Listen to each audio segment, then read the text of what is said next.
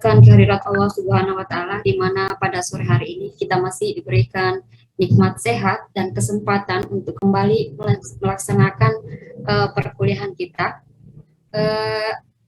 Adapun materi yang akan kami bawakan pada hari ini yaitu dari kelompok 2 adalah jenis-jenis graf. Kemudian untuk jenis-jenis graf ini dibagi dua, yaitu dari kelompok 2 dan kelompok 3. Jadi nanti kami sudah bekerja sama membagi materinya bahwa kelompok 2 bagiannya sekian dan kelompok 3 bagiannya sekian. Baiklah, untuk mengefisienkan waktu, saya persilahkan kepada anggota kelompok 2 untuk memaparkan materinya. Dipersilahkan. Recording in progress. Oke, bismillahirrahmanirrahim. Assalamualaikum warahmatullahi wabarakatuh.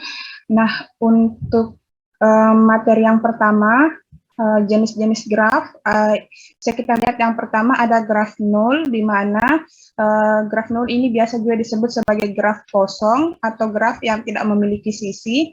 Bisa kita lihat di gambarnya bahwa dia tidak memiliki sisi seperti yang graf yang di bawah ini. Terus untuk graf sederhana adalah graf tak berarah yang tidak mengandung gelang maupun sisi ganda, di mana graf ini tidak berarah karena tidak ada tanda arahnya di sini yang segitiga biasa. Terus dia tidak mengandung gelang maupun sisi ganda. Adapun gelang dan sisi ganda bisa kita lihat di graf ganda yang ini, yaitu graf tak berarah yang tidak mengandung loop, di mana gelang yang dimaksud itu adalah yang seperti ini. Kemudian untuk yang sisi ganda yang dimaksudkan adalah yang ini, dari S ke P dan dari P ke S. Jadi ada dua sisi. Kemudian untuk graf semu adalah graf yang boleh mengandung gelang atau loop. Biasanya juga kalau gelang itu biasa juga disebut gelung atau loop. Nah, loop itu yang ini, yang berputar ini. Oke. Next. Untuk graf berarah, yaitu graf yang setiap sisinya mempunyai arah dan tidak mempunyai dua sisi yang berlawanan antara dua buah simpul atau tidak mempunyai sisi ganda. Jadi ini ada arahnya, karena ada petunjuk arahnya, segitiganya. Kemudian dia tidak punya sisi ganda karena dalam satu S ke P itu cuma ada satu sisi. Tidak ada dua sisi, jadi dia tidak berganda. Oke. Next, untuk materi selanjutnya saya serahkan ke teman saya. Terima kasih.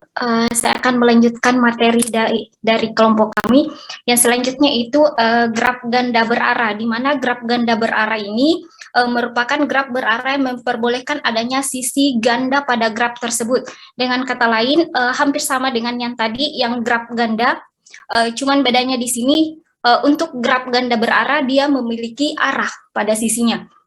Jadi dengan kata lain pada graf ganda berarah ini dia memiliki sisi berarah, kemudian dia memiliki sisi ganda dan dia juga memiliki gelang.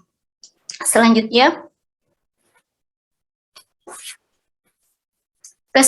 itu graf lintasan, di mana di sini ada permisalannya, misalkan EVG2 atau graf P2 itu memiliki simpul V0 dan V1 dan memiliki sisi yaitu G2 sama dengan sisi V0 V1, di mana graf lintasan pada graf G2 ini lintasannya itu dari V0 ke P1, dan di mana pada graf ini dia cuma memiliki satu buah lintasan.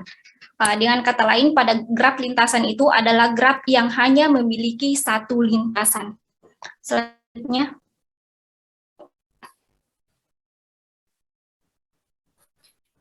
kemudian di sini ada selanjutnya itu graf siklus.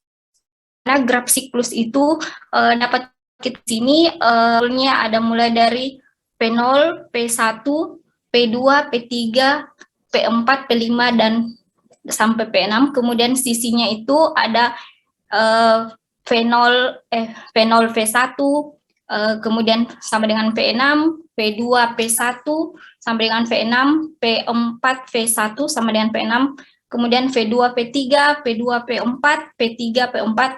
Nah, di mana kemudian untuk siklus daripada graf ini, siklusnya itu dari P1, P2, P3, P4, ke P6, di mana siklus itu adalah suatu lintasan sisi yang dimulai dari satu simpul dan suatu simpul dan berakhir pada simpul yang sama.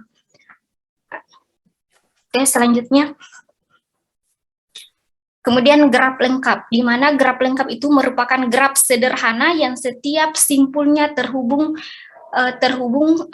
ke semua simpul lainnya. Bisa kita lihat pada untuk yang pertama itu dia cuma memiliki satu simpul, kemudian yang kedua dia memiliki simpul dan simpul pertama itu berhubungan dengan simpul kedua, kemudian di gambar ketiga ini ada 3 simpulnya dan setiap simpul ini juga berhubungan antara satu simpul dengan simpul yang lainnya. Dan seterusnya sampai dengan gambar ke-6, di mana setiap simpulnya itu terhubung ke semua simpul yang lainnya. Dan inilah yang dinamakan dengan graf lengkap. Oke, selanjutnya. Oke. Baik, untuk materi selanjutnya akan saya sampaikan yaitu graf roda. Graf roda adalah graf yang diperoleh dengan cara menambahkan satu simpul pada graf lingkaran CN, seperti yang telah dijelaskan oleh rekan kami sebelumnya, dan menghubungkan simpul baru tersebut dengan semua simpul pada graf lingkaran tersebut. Contohnya bisa dilihat pada slide, yaitu W3, W4, dan W5. Jadi itu di tengah-tengahnya ada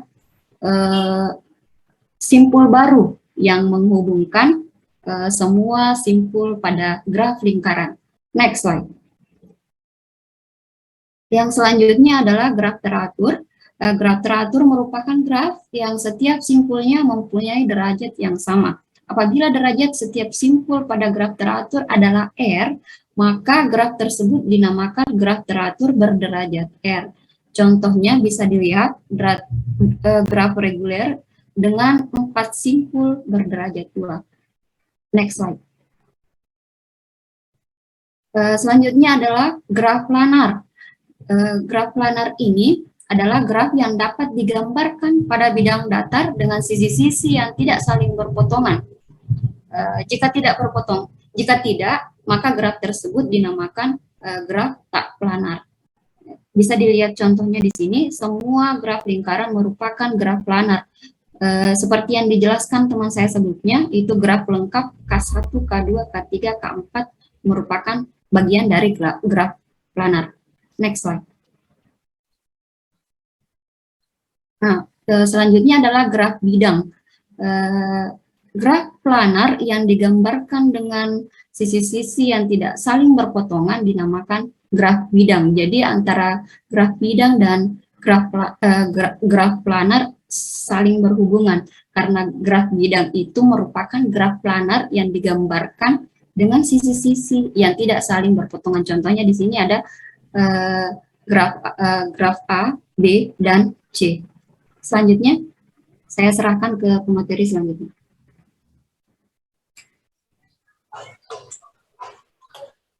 Baik, saya akan melanjutkan jenis-jenis graf, yaitu graf bipartit, yaitu graf G dengan V1 dan V2. Sebuah graf sederhana G dikatakan graf bipartit jika himpunan simpul pada graf tersebut dapat dipisah menjadi 2 himpunan tak kosong yang disjoin. Misalkan V1 dan V2 sedemikian sehingga sisi pada graf G menghubungkan sebuah simpul pada V1 dan sebuah simpul pada V2. Seperti pada gambar di slide, di situ ada contoh graf G, di mana apabila kita bisa menjadi 2 graf, yaitu graf V1 dan V2, di mana V1 itu simpulnya adalah A dan B, kemudian V2 itu simpulnya adalah C, D, dan E, maka dapat terbentuk sebuah graf bipartit, yaitu simpul A akan menghubungkan simpul D dan simpul C, kemudian simpul B ini yang akan menghubungkan simpul C dan E, seperti pada gambar representasi graf bipartit pada gambar di slide. Kemudian next, graf berbobot atau weighted graph. Graf berbobot ini adalah graf yang setiap sisinya diberi sebuah harga atau bobot. Misalnya garis PT yang terdiri dari simpul P dan T itu bobotnya sebesar 9. Kemudian garis PQ yaitu 9 juga, dan garis QT sebesar 10. Dan seterusnya. Oke, next. Graf selanjutnya adalah graf multipartit, yaitu BN1, N2 sampai NK. Misalkan P1, P2 sampai PK adalah beberapa himpunan bagian dari himpunan titik P pada graf G. Untuk setiap I, himpunan P1 disebut partisi dari partisi dari P pada graf G jika PI ini tidak sama dengan kosong atau bukan himpunan kosong, dan P pada graf G ini sama dengan PI serta bukan himpunan kosong dengan I tidak sama dengan J. Graf G ini disebut K-partit jika P pada graf G dapat dipartisi ke dalam K-partisi, yaitu P1, P2 sampai PK, sehingga setiap sisi E itu sama dengan U kali V anggota dari garis E pada graf G berlaku U anggota VI dan V anggota VJ untuk suatu I dan J. I dan J ini anggotanya adalah 1, 2, sampai K. Graf K-partit untuk K lebih besar dari 2 dengan jarak VI itu sama dengan inilah yang disebut dengan graf multipartit. Untuk jenis grafnya bisa dilihat di gambar di slide. Oke, next. Selanjutnya adalah graf pohon. Graf pohon ini adalah graf yang terhubung yang tidak mengandung sirkuit atau siklus. Suatu graf G adalah pohon jika dan hanya jika terdapat satu dan hanya satu jalur di antara setiap pasang simpul dari graf G. Contohnya seperti yang ada di slide, di situ ada sebuah graf yang dimana simpulnya itu saling terhubung dan tidak mengandung siklus. Next. Untuk materi selanjutnya saya serahkan kepada teman anggota kelompok kami. Baik, silakan. Di sini saya akan membahas yang pertama itu adalah tentang graf interval. Di situ diberikan sebuah contoh, misalkan suatu interval ada 0,3, kemudian 2,7, negatif 1,1, kemudian 2,3, 1,4, dan 6,8 yang kemudian diilustrasikan dalam gambar pada slide. Bisa dilihat untuk gambar pertama yang ada garis bilangannya. Di situ telah diilustrasikan interval-interval tadi, yaitu untuk pertama ada 0,3, kemudian ada 2,7, negatif 1,1, 2,3, kemudian 1,4, dan 6,8. Nah, setelah diilustrasikan seperti ini, kemudian kita bisa mengkonstruksi hasil grafik interval ini ke dalam suatu bentuk graf dengan menganggap bahwa interval tersebut sebagai simpul yang dihubungkan oleh suatu sisi yang setidaknya interval yang berkorespondensi memiliki paling sedikit satu titik yang sama. Di situ bisa dilihat untuk interval 0,3 bisa dihubungkan dengan interval 1,4. Kemudian 0,3 juga bisa dihubungkan dengan interval 2,3, dan 0,3 juga bisa dihubungkan dengan interval 2,7, begitupun dengan yang lainnya. Next. Kemudian yang kedua yang akan saya bahas adalah tentang graf kubik, di mana graf kubik ini adalah graf bipartit yang dikonstruksi dengan menganggap bahwa setiap simpul itu sebagai biner. Untuk contohnya bisa dilihat pada slide. Next. Untuk graf kubik tadi sedikit penjelasan bahwa setiap verteksnya memiliki derajat 3 atau sering disebut graf teratur atau graf dengan derajat 3. Oke, next. Kemudian dimasuk di graf Petersen. Graf Petersen ini merupakan sebuah graf sederhana yang biasa dilambangkan dengan P dalam kurung N, K. Kemudian untuk contohnya bisa dilihat pada slide. Untuk graf Petersen ini memiliki 10 simpul. 4, 5, 6, 7. Next. Oke, untuk graf isomorfik. Masuk di graf isomorfik. Dua buah graf yang sama tetapi secara geometrik berbeda disebut dengan graf yang saling isomorfik. Adapun dua buah graf isomorfik jika memenuhi 3 syarat. Yang pertama itu adalah mempunyai jumlah simpul yang sama, kemudian yang kedua mempunyai jumlah sisi yang sama, dan yang ketiga itu adalah mempunyai jumlah jumlah simpul yang berderajat tertentu. Bisa dilihat untuk gambar kedua dan untuk gambar yang ada pada slide. Di situ kedua graf itu mempunyai jumlah simpul yang sama, yaitu ada 4, kemudian mempunyai jumlah sisi yang sama. Dan pada gambar juga bisa dilihat bahwa kedua graf tersebut mempunyai jumlah simpul yang sama berderajat tertentu. Next. Oke, untuk materi selanjutnya saya persilakan untuk teman kelompokku. Baik, saya akan melanjutkan materi dari jenis-jenis kelompok, jenis-jenis graf. Nah, di sini saya akan menjelaskan graf bintang.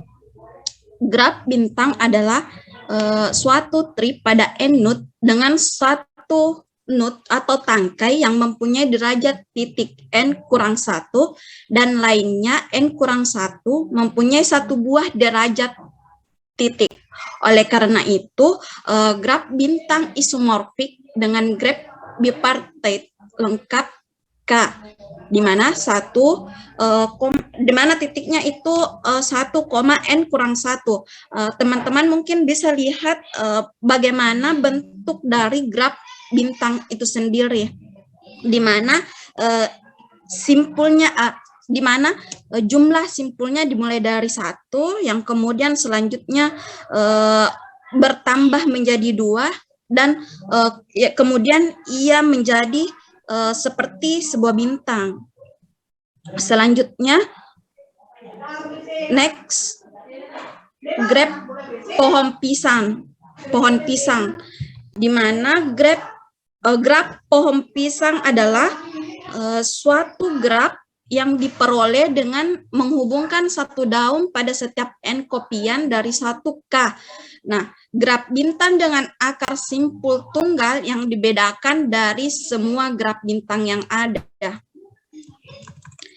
Teman-teman bisa lihat bagaimana contoh dari graf pohon pisang itu sendiri, di mana setiap tangkai dari graf pohon pisang itu terdapat graf bintang. Next, graf perluasan Petersen. Nah, di sini graf perluasan Petersen itu sendiri adalah graf kubik yang di mana yang terhubung berisi suatu poligon reguler luar dengan simpul yang berkorespondensi antara dalam dan luar poligon yang terhubung lewat sisi. Jadi graf perluasan Petersen itu terdapat sebuah graf yang di dalamnya terdapat graf poligon yang terhubung dengan sisi. Yang terakhir yaitu graf caterpillar. Graf caterpillar itu sendiri adalah suatu pohon yang mana setiap simpul graf terletak pada pusat tangkai atau hanya satu sisi graf yang terletak jauh dari pusat tangkai. Teman-teman bisa lihat bagaimana contoh dari graf caterpillar itu sendiri.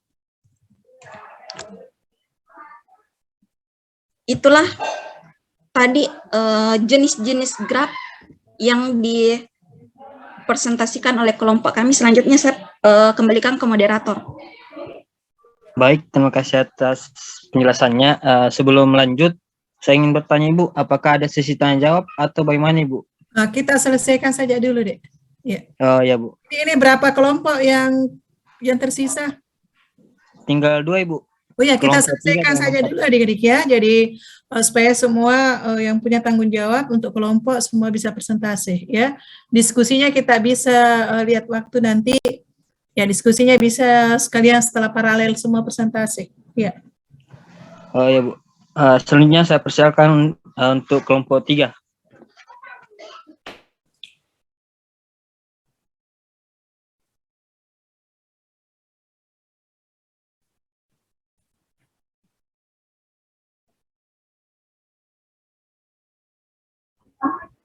Sudah bisa.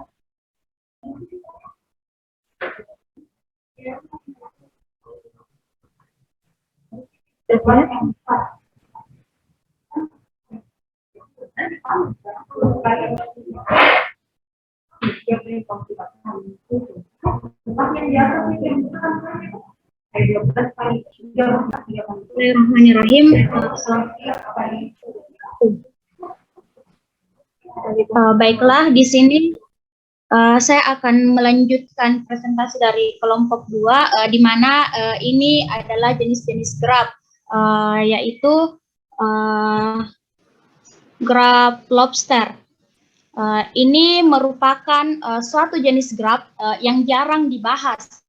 Graf ini merupakan bagian dari graf pohon yang biasa dinamakan graf lobster, pohon lobster atau hanya lobster, yaitu suatu graf yang diperoleh dari graf lintasan dengan menambahkan sejumlah titik pada setiap titik yang ada pada graf lintasan tersebut, lalu menambah jumlah titik lagi yang pada titik yang berderajat 1. Jadi graf lobster ini adalah graf yang apabila dihapus simpul daun yang berderajat 1 akan menghasilkan graf caterpillar. Jadi dapat dilihat pada gambar yang tertera pada slide. Di sini dapat dilihat pada gambar A yang merupakan contoh dari graf lobster, di mana apabila dihapus simpul daun yang berderajat 1 yang di pinggir semua maka akan menghasilkan graf caterpillar sebagaimana yang dijelaskan oleh kelompok sebelumnya tentang jenis graf caterpillar, yaitu suatu pohon yang mana setiap simpul graf terletak pada pusat tangkai atau hanya satu sisi graf yang terletak jauh dari pusat tangkai. Di sini saya tambahkan sedikit, yaitu apabila semua simpul yang berderajat 1 dihapus maka akan menghasilkan lintasan, dan lintasan ini disebut spine atau backbone dari ulat atau caterpillar. Kemudian dilihat pada gambar B, di sini terlihat jelas bahwa ini bukan merupakan graf lobster. Seperti yang diketahui, graf lobster kan termasuk dari graf pohon, di mana graf pohon sendiri adalah graf terhubung yang tidak memiliki sirkuit. Dan di sini dilihat pada gambar B terdapat sirkuit. Kemudian next.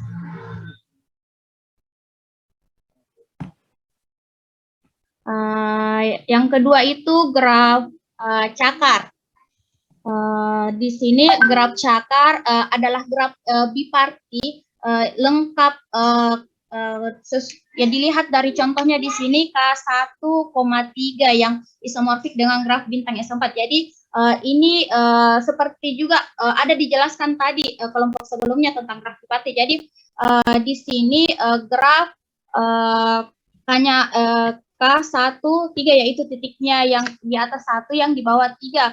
Jadi yang 3 di bawah itu tidak boleh terhubung, harus berpisah, tetapi yang 1 di atas itu adalah V1, yang di bawah bisa dinamakan V2. Jadi yang terhubung itu antara V1 dan V2, tetapi di antara V2 sesama V2 yang di bagian bawah, yang 3 itu tidak boleh terhubung, itu yang dinamakan graf cakar. Kemudian yang ketiga yaitu graf antiprisma.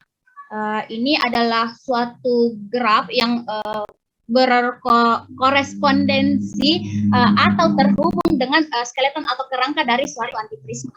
Dalam bidang matematika teori graf, graf antiprisma adalah graf yang memiliki salah satu antiprisma sebagai kerangkanya. Jadi bisa dilihat pada slide beberapa contoh graf antiprisma seperti pada gambar bagian bawah sebelah kiri saya ini yang di bawah ini memiliki 6 simpul atau titik dan terdapat 12 rusuk atau tepi. Kemudian gambar di sebelahnya lagi terdapat 8 simpul dan 16 tepi dan begitu seterusnya. Itulah pemaparan materi dari saya, lebih dan kurangnya mohon dimaafkan. Dilanjutkan kepada pemateri selanjutnya. Baiklah, saya akan melanjutkan pembahasan dari jenis-jenis graf. Yang selanjutnya itu graf barbel. Nah, di sini graf barbel di sini merupakan graf sederhana yang diperoleh dengan menggunakan 2 buah graf lengkap dengan suatu sisi, dengan menghubungkan dengan satu sisi yang biasa disebut dengan bridge. Bisa dilihat pada contoh yang di layar. Saya tambahkan dulu di sini n atau simpul yang digunakan dalam graf ini haruslah lebih besar atau sama dengan 3, di mana n itu merupakan bilangan asli. Nah, bisa dilihat pada gambar pertama, graf barbel ini menyerupai sebuah barbel dengan penghubung itu biasa disebut sebagai bridge. Itulah yang dimakan dengan graf barbel. Terus selanjutnya, graf selanjutnya itu graf pesta koktail atau cocktail party graph. Nah, graf di sini adalah berisi 2 baris pasangan simpul, di mana simpul itu terkecuali dengan pasangannya sendiri harus dipasangkan dengan sebuah garis. Nah, graf pesta koktail ini diilustrasikan sebagai sebuah pasangan yang pergi ke sebuah pesta, di mana di pesta tersebut pasangan tersebut harus berjabat tangan dengan pasangan lain, kecuali dengan pasangan itu. Nah, bisa dilihat pada contoh yang pertama, yang itu n sama dengan 1. Bisa dilihat pada gambar, di situ dilihat bahwa tidak ada baris yang sama-sama 1, tidak ada baris yang terbentuk, karena memang tidak boleh memiliki garis pada pasangan itu sendiri. Itulah disebut dengan graf pesta koktail. Next, selanjutnya. Nah, graf de Bruijn merupakan suatu graf berarah yang terdiri atas yang simpulnya terdiri dari sebuah susunan simbol dari suatu alfabet yang diberikan sebelumnya, dan sisinya bisa saja overlap atau tumpang tindih. Nah, di sini di graf de Bruijn sendiri ini memiliki beberapa komponen. Bisa dilihat pada gambar pertama itu 2, 1 merupakan komponen dari graf de Bruijn.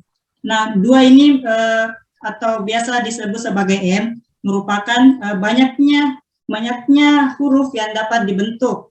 Sedangkan 1 di sini atau N merupakan sebuah besaran panjang yang dapat dibentuk dari sebuah huruf tersebut. Untuk mencari jumlah simpul pada graf de Bruijn ini dapat dicari dengan menggunakan rumus M dipangkatkan dengan N.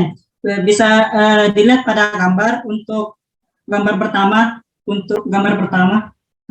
pada graf de Bruijn di sini M pangkat N simpul yang dapat terbentuk itu 2 pangkat 1 menghasilkan 2, artinya simpul yang terdapat pada gambar pertama itu sebanyak 2. Oke, selanjutnya adalah graf Hanoi. Nah, graf Hanoi di sini adalah merupakan suatu graf yang didasarkan pada permasalahan menara Hanoi. Nah, graf Hanoi ini sendiri berkorespondensi dengan berapa banyak gerakan yang diperbolehkan pada permasalahan menara Hanoi. Nah, graf Hanoi di sini dapat disimbolkan dengan HN. Nah, untuk simpul sendiri, untuk mencari simpul dari graf Hanoi itu menggunakan rumus 3 pangkat N. Misalkan contoh yang pada gambar pertama, N-nya sama dengan 1. N sama dengan 1. Artinya, simpul yang dapat dibentuk dari contoh pertama itu sebesar 3, karena 3 pangkat 1.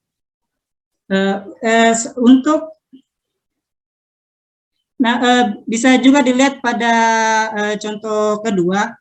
Contoh kedua itu terdapat 3 buah segitiga kecil. Nah, untuk segitiga kecil. Nah, untuk mendapatkan segitiga kecil ini dapat dilakukan dengan menggunakan rumus 3 pangkat N dikurang 1.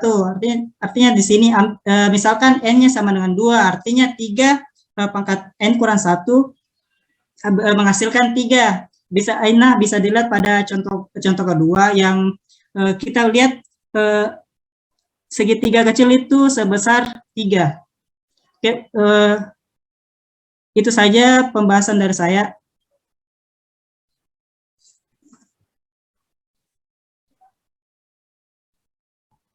Terima kasih atas kesempatannya. Selanjutnya saya akan melanjutkan materi sebelumnya, yaitu saya akan membahas mengenai graf anak tangga, graf hasil kartesius, graf garis, dan graf benteng. Yang pertama yaitu graf anak tangga. Graf anak tangga adalah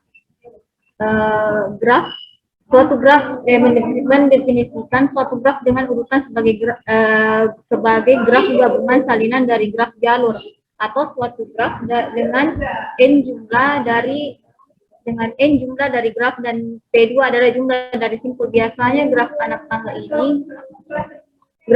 tangga ini biasanya dilambangkan dengan P2, di mana n di sini adalah ini jumlah n ini sama dengan 1. Nah, kalau kita simbolkan graf anak tangga ini, contohnya seperti ini, n-nya sama dengan 6, maka graf anak tangga ini bisa disimbolkan menjadi 6P2. 6P2, di mana P ini adalah jumlah suatu simpul, P ini adalah P1, P2. Nah, kita lihat jumlah simpul pada graf anak tangga ini berjumlah 2. Oke, selanjutnya.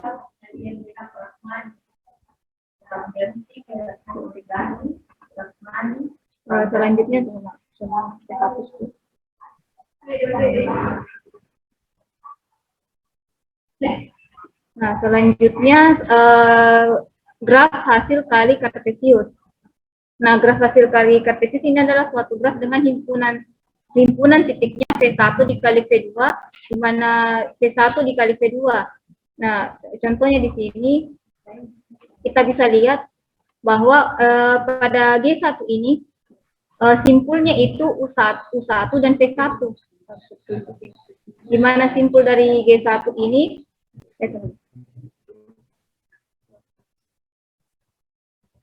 di mana simpulnya ini misalkan G1 di F G ini P di P, G1 ini sama dengan U1 P1. Misalkan U1, P1.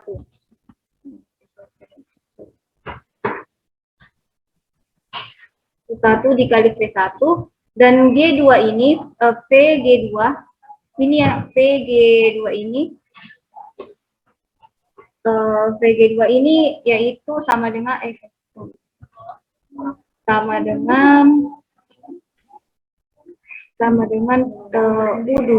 Kita bisa lihat simpulnya itu U2, P2 dan W2. U2, P2 dan W2. Nah, dan kita juga bisa lihat bahwa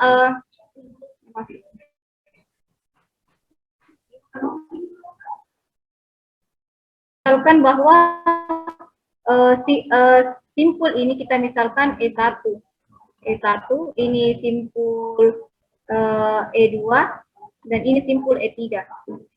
Nah, selanjutnya kita bisa simpulkan bahwa di sini E-nya ini sama dengan G1, ini sama dengan simpul dari sisi dari G1 yaitu E1. Nah, selanjutnya simpul dari G2, G2 yaitu E2 dan E3. E2 dan E3. Nah, selanjutnya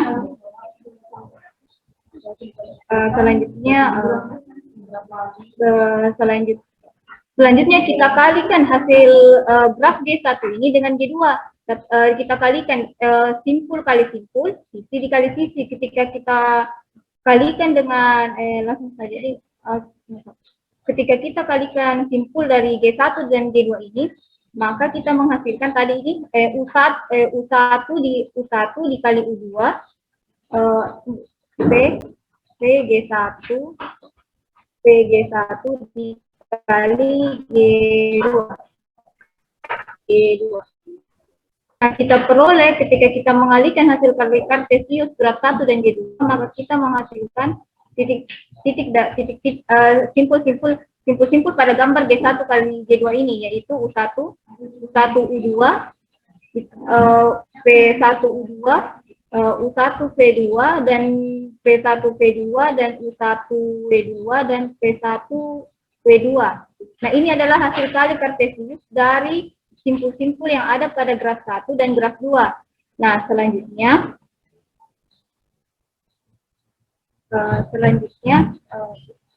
kita juga akan mengalihkan sisi dari graf G1 dan graf G1 dan graf G2.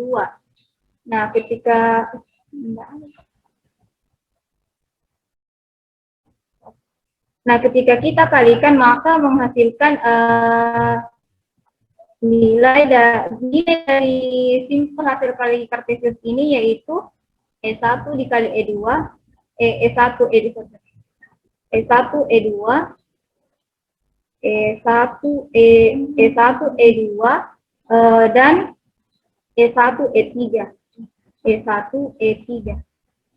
Ini selanjutnya. Oke, selanjutnya yaitu graf garis. Graf garis adalah suatu graf sederhana G yang diperoleh dengan mengasosiasikan suatu simpul dengan setiap sisi pada graf dan menghubungkan dua simpul dengan sisi jika dan hanya jika korespondensi dari 6 simpul yang sama. Nah, kita lihat ketika kita mengasosiasikan satu simpul ini, kita memperoleh nilai gambar seperti ini. Kita hubungkan titiknya A, B, C, dan D. A, B, C, dan D. Nah, ini akan menghasilkan gambar graf garis yang baru. Kita hubungkan setiap sisi yang ada, maka menghasilkan ini, graf LG. Selanjutnya kita hubungkan setiap garis, setiap sisi yang kita tadi hubungkan. Nah, maka diperoleh LG dengan E ini dengan E di sini pusatnya. Oke, selanjutnya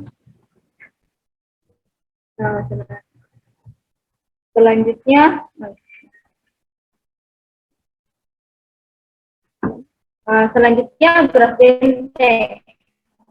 Nah, benteng adalah graf hasil kali kartesius dua graf dari suatu graf lengkap, yaitu sudah dijelaskan oleh kelompok sebelumnya, yang mana ekuivalen dengan graf garis dari suatu graf bipartit lengkap. Graf lengkap itu mungkin adalah graf yang setiap simpulnya adalah graf terhubung ke setiap simpul lainnya dalam graf. Mungkin itu penjelasan dari saya. Kembali persilahkan kepada pemateri selanjutnya.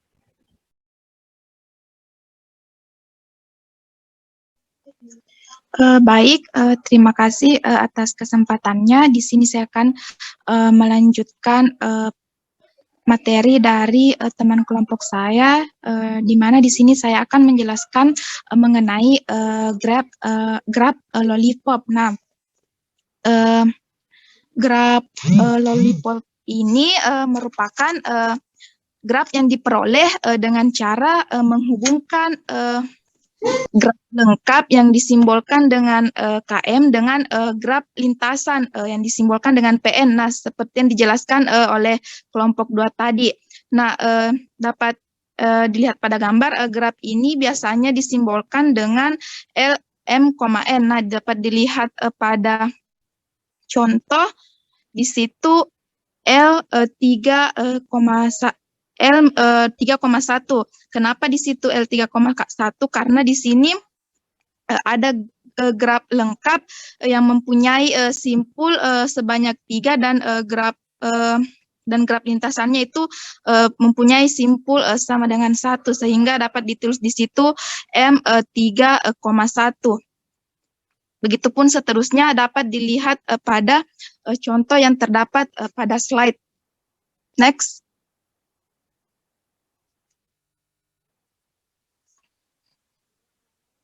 Next.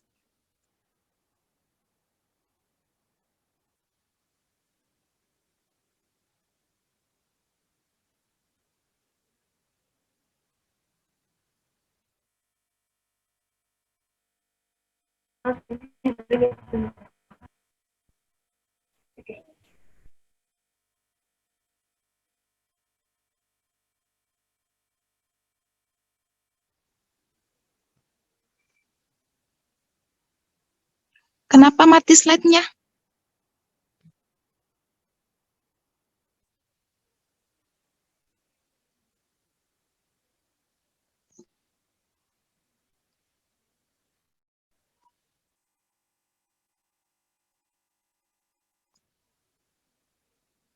Tutut, slide tak tutut.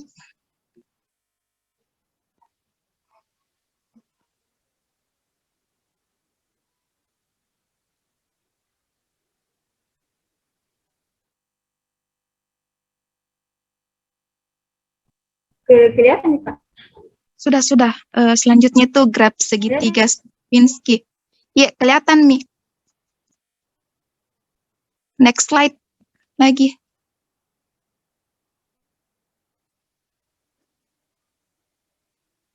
Next slide, tutut. Nah, selanjutnya yaitu graf segitiga Sierpinski. Nah, graf ini juga biasa disebut dengan graf bintang sebelumnya. Ini, Kak. Ya. Oke. Graf ini juga biasa juga disebut dengan graf bintang Sierpinski. Kenapa dikatakan demikian? Karena graf ini didasarkan pada masalah segitiga Sierpinski. Nah, dapat dilihat pada contoh gambar bahwa graf tersebut membentuk segitiga Sierpinski. Nah, sehingga himpunan titik dari graf segitiga Sierpinski ini atau biasa disimbolkan dengan SN merupakan semua himpunan semua sisi segitiga dari segitiga Sierpinski. Hasil literasi ke N. Dan titik yang mewakili segitiga pusat disebut dengan titik pusat. Begitupun himpunan-himpunan sisinya itu merupakan himpunan semua sisi dari persatuan dua segitiga dalam segitiga Sierpinski. Nah, selanjutnya yaitu segitiga triangular. Nah, segitiga ini biasa disimbolkan dengan TN. Nah,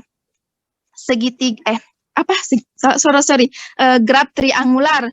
Nah, graf triangular ini biasa juga disimbolkan dengan TN. Nah, graf triangular ini merupakan graf garis yang graf garis dari graf lengkap KM.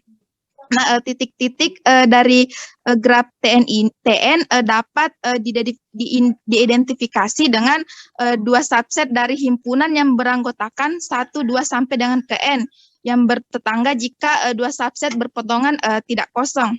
Contohnya dapat dilihat pada slide next. Next. Nah, selanjutnya yaitu graf Johnson. Nah, graf ini merupakan graf yang simpulnya diperoleh dari K subset dengan himpunan 1 yang beranggotakan 1 sampai dengan ke N dengan dua simpul terhubung jika dan hanya jika masing-masing irisannya punya ukuran K dikurang 1. Contoh dari graf ini dapat dilihat pada slide. Baik, itulah tadi pemaparan dari saya. Saya persilahkan ke pemateri selanjutnya. Ya baik, saya akan melanjutkan materi selanjutnya. Nur Rahmat, halo, mungkin di singkat-singkat ya, karena masih ada satu kelompok ya Nur Rahmat ya. Iya, iya. Ya, ini masih ada sekitar 7 slide, jadi di singkat-singkat penjelasannya deh. Oke, Iya, kemudian kelompok, ya, oke. Iya, Bu. Nah, selanjutnya itu graf terhubung dan graf tidak terhubung. Nah, untuk graf terhubung itu dikatakan graf terhubung jika setiap simpulnya pada graf tersebut mempunyai lintasan yang menghubungkan kedua simpul. Contohnya pada gambar 1, di mana setiap simpulnya itu ada lintasan yang bisa menghubungkan, contohnya dari P ke R dan seterusnya. Begitupun pada gambar 2 merupakan graf terhubung karena setiap simpulnya ada lintasan yang bisa menghubungkan kedua simpul tersebut. Sedangkan gambar nomor 3 merupakan gambar graf tidak terhubung karena terdapat dua buah simpul atau lebih yang tidak terhubung dengan sebuah lintasan. Contohnya dari A ke P, tidak ada lintasan yang bisa menghubungkan dari simpul A ke simpul P. Nah, yang selanjutnya adalah subgraf. Sudah juga dijelaskan pada kelompok pertama bahwa subgraf dikatakan subgraf apabila graf tersebut adalah bagian dari suatu graf. Contohnya di sini pada gambar B merupakan subgraf daripada gambar A karena gambar B graf B ada pada gambar A. Selanjutnya. Nah, selanjutnya itu graf Euler. Nah, suatu graf dikatakan graf Euler jika graf tersebut terdapat dalam graf tersebut terdapat sebuah sirkuit Euler. Nah, sirkuit Euler di sini disebut sirkuit Euler jika setiap sisinya dilewati jika terdapat sebuah lintasan yang melalui setiap sisinya tepat 1 kali. Melewati setiap sisinya tepat 1 kali dan kembali pada simpul yang sama. Contohnya dapat dilihat pada gambar di mana kita mempunyai sebuah lintasan yaitu mulai dari P, T, S, Q, R dan P. Nah, P, T, S, Q, T, R dan P di mana setiap sisinya dilewati sebanyak 1 kali, hanya 1 kali dan kembali pada simpul yang sama yaitu simpul P. Nah, yang ke-19 yaitu graf semi-Euler. Bedanya dengan graf Euler, pada graf Euler itu ujung dari lintasannya yaitu sama, di mana dimulai dari P dan diakhiri dengan P. Sedangkan untuk semi-Euler itu tidak ujung kedua lintasannya tidak pada simpul yang sama. Jadi kalau ujungnya itu sama, dia masuk graf Euler. Sedangkan kalau ujungnya berbeda, dia masuk graf semi-Euler. Lanjut. Graf Hamilton. Nah, untuk graf Euler tadi, sisinya itu hanya setiap sisinya harus dilewati hanya 1 kali. Nah, bedanya dengan graf Hamilton, kalau graf Hamilton itu setiap simpulnya harus dilewati 1 kali, hanya 1 kali. Nah, itu bedanya. Kalau graf Euler itu sisinya yang dilewati 1 kali, kalau graf Hamilton simpulnya yang dilewati 1 kali. Nah, sedangkan untuk graf Hamilton itu dilihat pada gambar 1. Gambar 1 disebut graf Hamilton karena memiliki sirkuit Hamilton di dalamnya yang mana setiap simpulnya dilewati tepat satu kali kecuali ujung-ujungnya. Ujung dari lintasan tersebut, di mana mulai dari D, C, B, A, dan D. Nah, dikatakan graf Hamilton jika terdapat sirkuit Hamilton di dalamnya. Nah, pada gambar 2 itu tidak masuk dalam graf Hamilton. Kenapa tidak masuk graf Hamilton? Karena tidak terdapat sirkuit Hamilton di dalamnya, atau tidak ada lintasan atau jal atau sisi yang menghubungkan dari setiap simpul sehingga hanya dilewati satu kali. Demikian pemaparan dari saya persilakan kepada pemateri selanjutnya. Terima kasih atas kesempatan yang diberikan. Jadi selanjutnya itu graf semi Hamilton. Graf semi Hamilton yaitu graf yang hanya memuat lintasan Hamilton, di mana seperti yang tadi dijelaskan oleh pemateri sebelumnya, untuk graf Euler dia itu dia hanya memiliki lintasan Euler. Kalau graf semi Hamilton itu dia hanya memiliki lintasan Hamilton saja. Jadi titik akhirnya itu tidak kembali ke titik awal. Jadi dari contoh ini kita bisa lihat lintasan Hamiltonnya, misalnya kita ambil mulai dari titik P menuju ke titik Q, R, dan S. Dia tidak kembali ke titik P sehingga dia hanya jadi graf semi Hamilton. Yang selanjutnya graf integral. Graf integral itu graf yang spektrum grafnya hanya berisikan bilangan bulat. Untuk gambar dari graf integral dapat dilihat pada slide selanjutnya.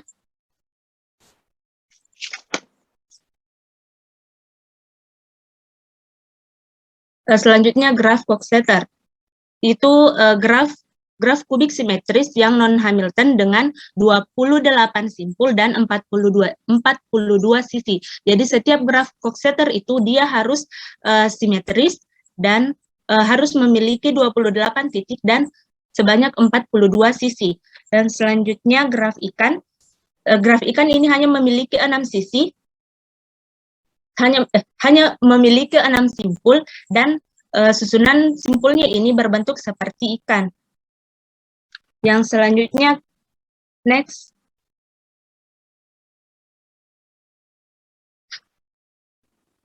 Dan yang terakhir, graf domino. Graf domino ini yaitu graf dengan 6 titik yang isomorfik dengan 3 graf anak tangga dan graf grid.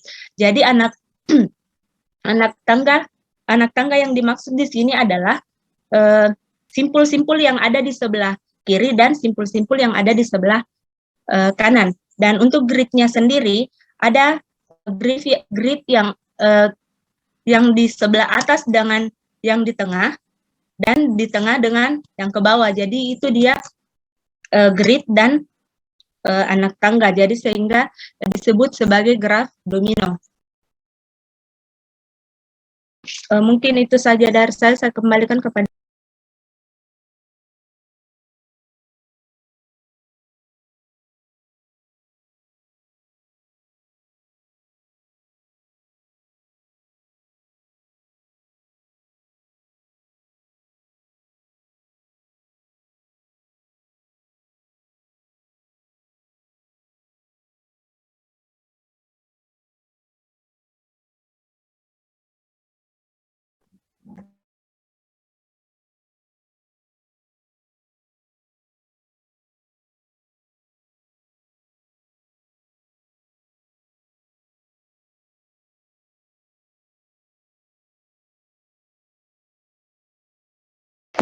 Oke, itulah tadi pemaparan dari kelompok 3. Selanjutnya saya persilakan kelompok 4.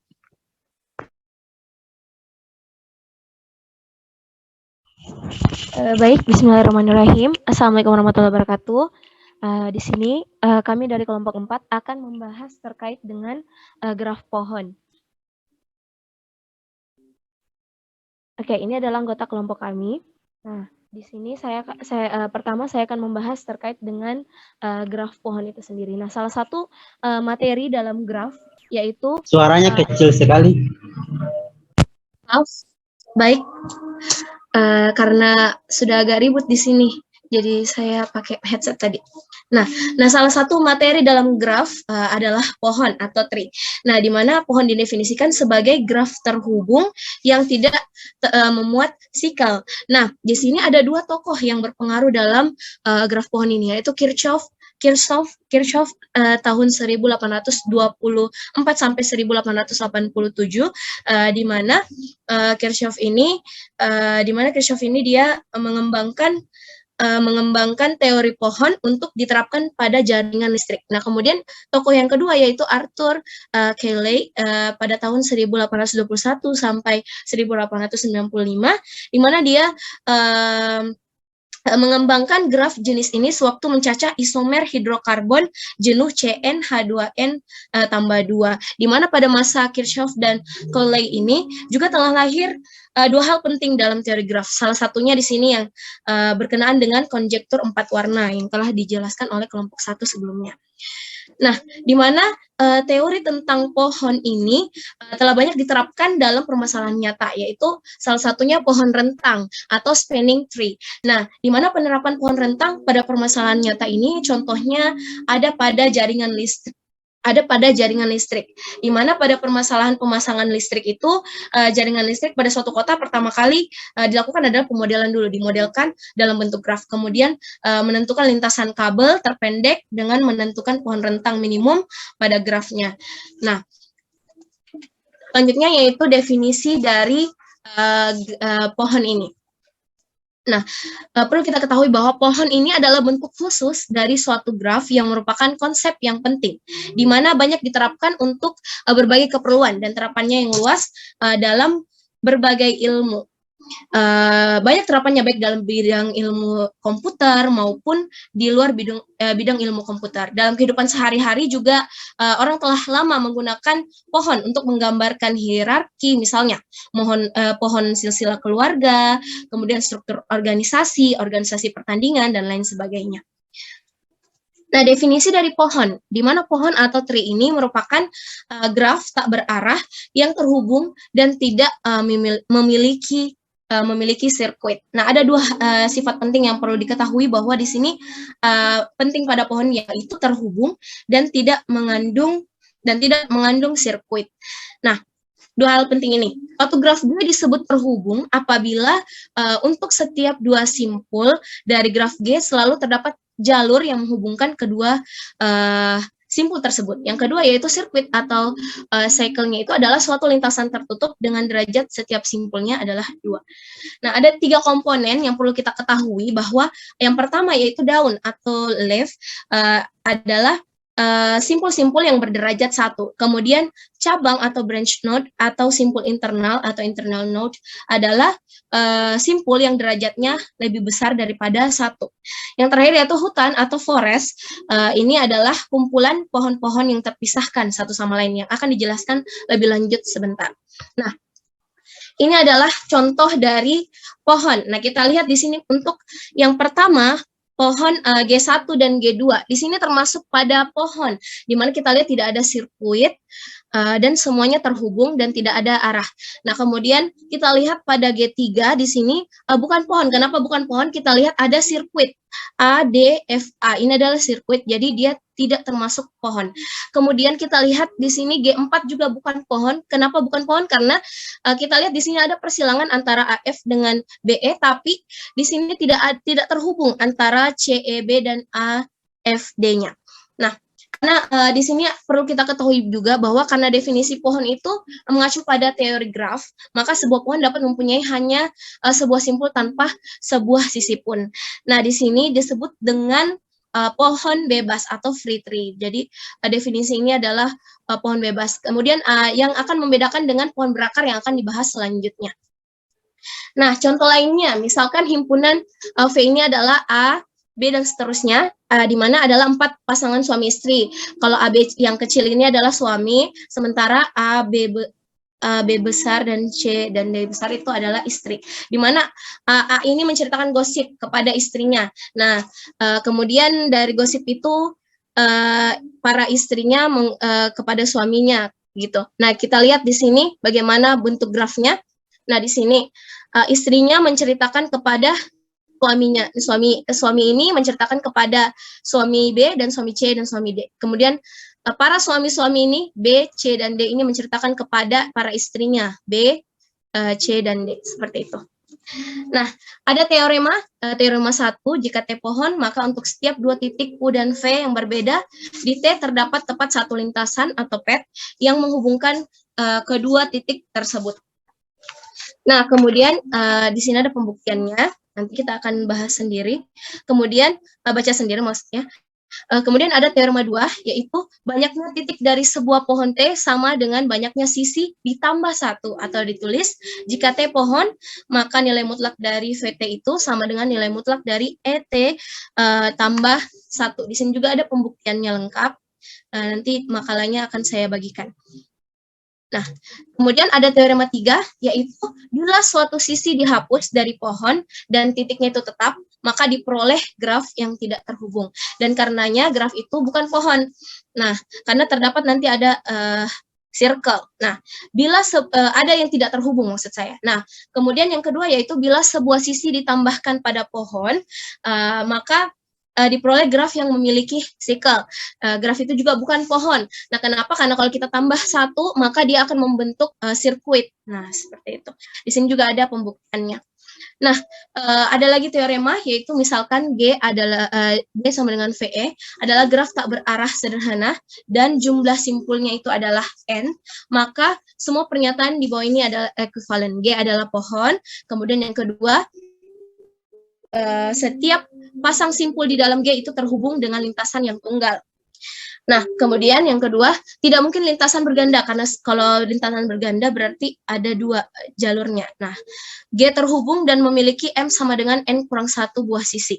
Kemudian yang keempat, G tidak mengandung sirkuit dan memiliki M sama dengan N kurang 1 buah sisi. Yang kelima yaitu G tidak mengandung sirkuit dan penambahan satu sisi pada graf akan membuat hanya 1 sirkuit. Nah, yang ke-6 yaitu G terhubung dan semua sisinya adalah jembatan. Nah, perlu kita ketahui untuk yang ke-6 ini nanti akan lebih jelasnya, akan saya jelaskan. Nah, ada contoh dulu di mana sebuah pohon mempunyai 2N buah simpul berderajat 1, 3N buah simpul berderajat 2, dan N buah simpul berderajat 3. Di sini kita lihat, di sini karena ada berderajat 1, maka 2N dikali dengan 1, dijumlahkan dengan 3N dikali dengan 2, ditambah N kali 3, sama dengan, karena kita ketahui bahwa jumlah derajat semua simpul itu 2 kali dari jumlah sisinya, maka 2 dari jumlah sisinya. Nah, jadi kita dapat 11N sama dengan 2 nilai mutlak E. Nah, kita lihat menurut teorema bahwa E itu adalah N kurang 1, maka di sini 2N tambah 3N tambah N dikurang 1 itu 6N kurang 1. Maka kita substitusilah, kita peroleh di sini jumlah sisinya 6N kurang 1 itu sama dengan 11. Nah, selanjutnya itu hutan atau forest. Nah, hutan atau forest ini merupakan kumpulan pohon yang saling lepas. Nah, dengan kata lain, hutan merupakan graf yang tidak terhubung dan juga tidak mengandung sirkuit. Jadi setiap komponen dalam graf ini terhubung, tersebut adalah pohon. Nah, di sini adalah contohnya. Di sini ada tiga pohon. Nah, di sini ini adalah hutan karena mengandung 3 pohon. Nah, contoh lainnya itu misalnya di sini ini adalah pohon, ini pohon karena dia hanya 1 kan dan tidak ada sirkuit. Nah, ini pohon, A adalah pohon, B juga adalah pohon karena tidak ada sirkuit. Kemudian C bukan pohon. Kenapa bukan pohon? Karena ada sirkuit V3, V5, V4. Nah, di sini untuk D itu adalah hutan karena ada 2 pohon di dalamnya. Ada pohon yang pertama dan pohon yang kedua. Nah, itu saja. Kemudian sifat-sifat pohon, mohon maaf. Sifat-sifat pohon yang pertama, misalkan G ini merupakan suatu graf dengan N buah simpul dan tepat N kurang 1 buah sisi. Jika G tidak mempunyai siklus, maka G merupakan pohon. Dilihat di sini simpulnya ada 1, 2, 3, 4, 5, 6, 7, 8, 9, 10, 11, 12, 13. Maka sisinya pasti 13 kurang 1 yaitu 12. Kita hitung sendiri ada 12. Nah, selanjutnya suatu pohon dengan n buah simpul mempunyai n kurang 1 buah sisi seperti yang saya sebutkan tadi. Kemudian setiap pasang simpul di dalam suatu pohon terhubung dengan lintasan tunggal.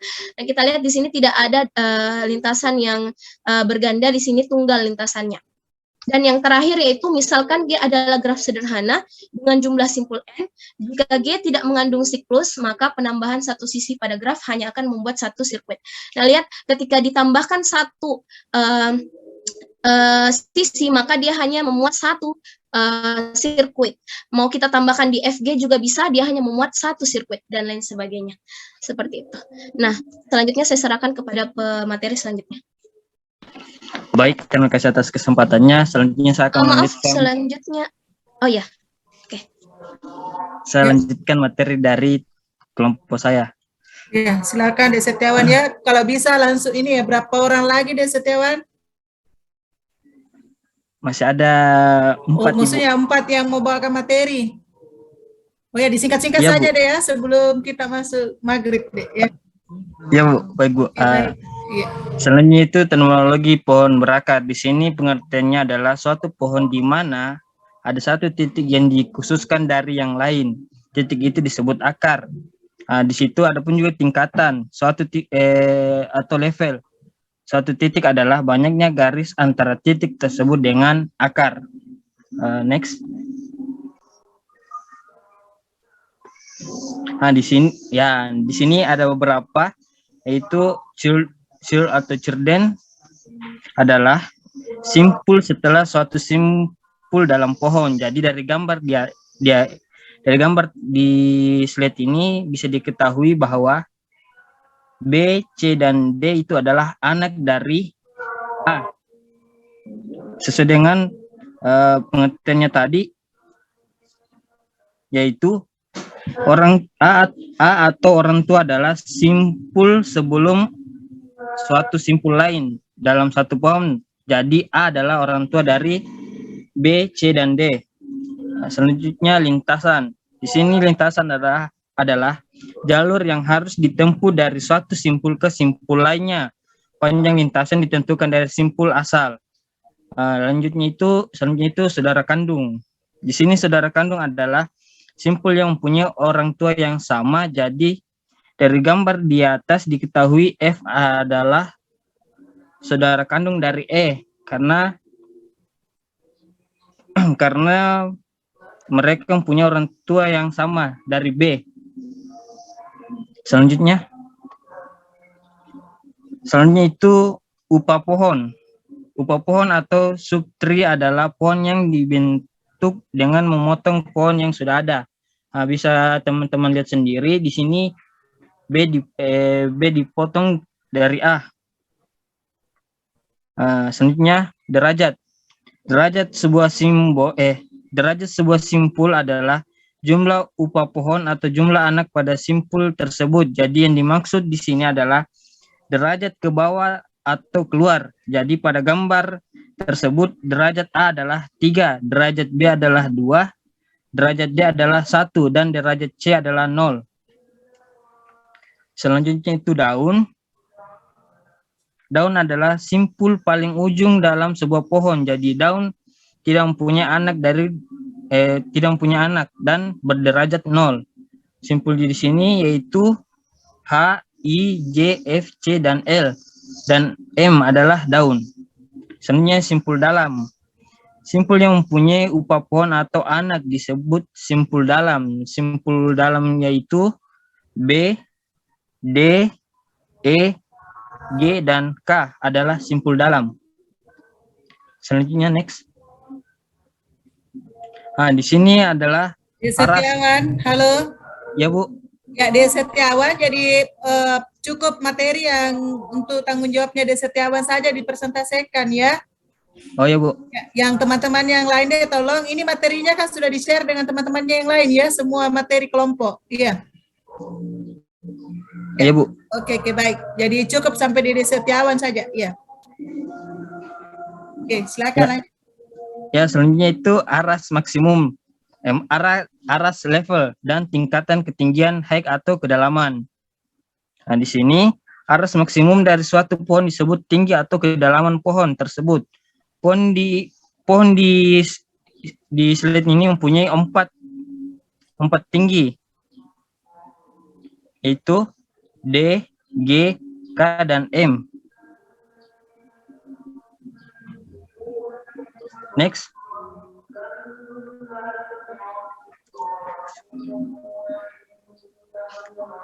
Halifah, next. Nah, di sini ada beberapa contoh, bisa teman-teman lihat sendiri.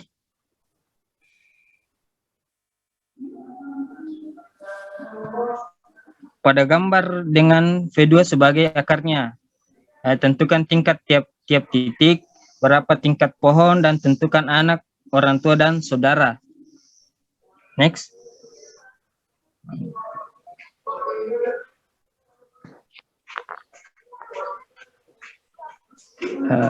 Next, Salifah. Nah, di sini ada pembahasannya. V4 adalah jumlah garis antara V4 dengan akar V2, yaitu 1. Tingkat V1 sama dengan tingkat V2 sama dengan tingkat V5, yaitu 1. Tingkat V3 sama dengan 2. Tingkat V7 sama dengan tingkat V8 sama dengan 3. B. Tingkat pohon adalah maksimum, tinggi pohon adalah maksimum tingkat yang dimiliki. Banyak garis dari akar ke titik yang terjauh dari akar, yaitu 3. Jadi tinggi pohon ini adalah 3. Selanjutnya itu anak dari V1 sama dengan V3. Orang tua dari V1 sama dengan V2. Dan saudara dari V1 sama dengan V4, V6, dan V5. Next. Mungkin itulah pemaparan materi dari kelompok 4. Saya kembalikan ke Ibu. Ya, silakan. Jadi ini kan masih ada deh ya pohonnya, mungkin ada materi dari kelompok 4. Jadi tolong deh ya semua ini dibagi ke temannya yang lain ya. Oh ya, Bu.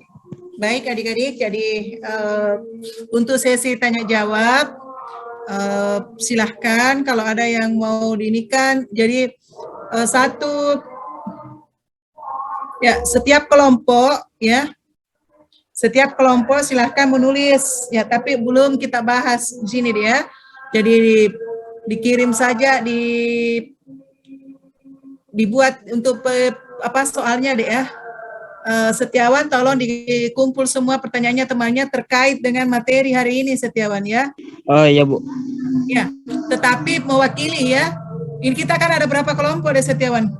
Ada 4, Ibu. Oh ya, jadi ada 4 kelompok, tolong. Jadi ada 4 kelompok, masing-masing kelompok juga bertanya ya. Cukup satu saja pertanyaan deh ya. Jadi silakan didiskusikan dengan temannya. Jadi nanti pertanyaan itu jadi ada 4 pertanyaan yang dikirim ke Ibu ya. Ya, lewat Setiawan nanti. Oke. Ya, jadi adik-adik, alhamdulillah ya itulah untuk pertemuan kita hari ini. Yang untuk absensi ya nanti Ibu akan rapikan. Kita siap-siap final minggu depan ya. Jadi finalnya itu deh, yang pertama adalah hasil diskusi kita, mungkin ada soal, kemudian yang jelas tolong diperbaiki untuk tugas individu ya, Setiawan dan adik-adik yang lain ya. Karena kalau tugas individunya deh betul-betul dibuat dengan baik, ya bisa saja kita tidak ada final untuk soal ya. Ya, jadi tidak ada lagi soal, misalnya soal yang Ibu kirimkan untuk diselesaikan ya. Jadi cukup dimaksimalkan ya. Nanti Ibu lihat apakah memang tugas-tugasnya itu yang seperti Ibu jelaskan pertemuan lalu ya. Ya, untuk aplikasi teori graf. Silakan di-setching deh ya. Jadi mulai dari sekarang Prisal yang itu deh tugasnya, Setiawan, adik-adik yang lain, judul-judulnya ya. Ya, Bu. Ya, untuk tugas individu deh ya. Ya bisa dimaksimalkan. Ya sederhana seperti dalam bentuk artikel, tapi bukan untuk dipublish. Oke? Ya. Jadi kita ketemu minggu depan ya, insya Allah. Ya. Jadi kalau bisa adik-adik ya, karena biasa Ibu deh selesai ngajar karena full untuk hari Rabu itu. jam-jam seperti ini, tidak apa-apa ya. Atau nanti karena bukan puasa lagi, kita minta setelah maghrib supaya untuk diskusi atau petunjuk untuk finalnya, ya. Ya, oke. Jadi dua kemungkinan, kalau memang tugasnya di maksimal, semua masuk apa, ya kita tidak ada ujian tes lagi. Jadi semacam take home, ya. Proyeknya itu yang tugas individu, oke? Ya, terima kasih adik-adik atas perhatiannya dan mohon maaf jika ada kekurangan ya selama berjalannya kelas kita hari ini. Ya, assalamualaikum warahmatullahi wabarakatuh. Waalaikumsalam. Nanti Setiawan ya, Setiawan ya, misalnya untuk mewakili teman-teman yang kalau ada yang ditanyakan terkait dengan final kita nanti ya, Setiawan ya. Ya Bu. Oke. Untuk sementara belum ada perubahan jadwal Setiawan ya, jadi kita tetap di tanggal 18 ya. Baik. Ini lihat ya.